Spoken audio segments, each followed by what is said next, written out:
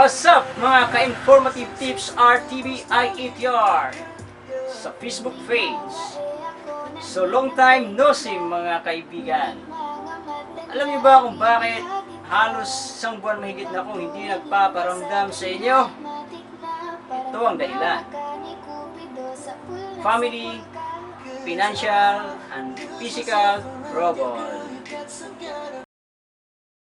Ngayon, so pinili ko munang dito na lang muna sa bahay shop, at hindi muna maglalabas kahit saan-saan para sa kaligtasan ng aking pamilya dahil meron akong anak na 5 years old at saka 10 months old.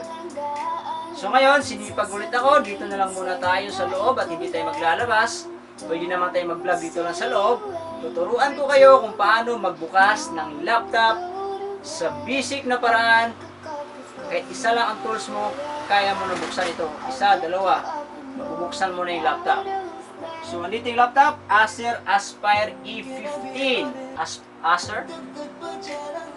Aspire. So, ang sira nito is bigla na lang siyang nag-collapse.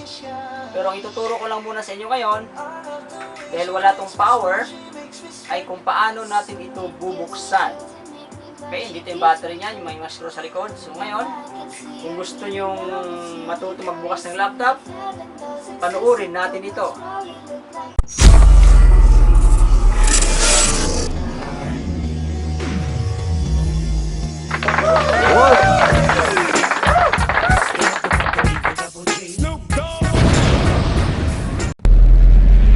Kung bago ka pa lang sa channel ko, panoorin mo muna ito.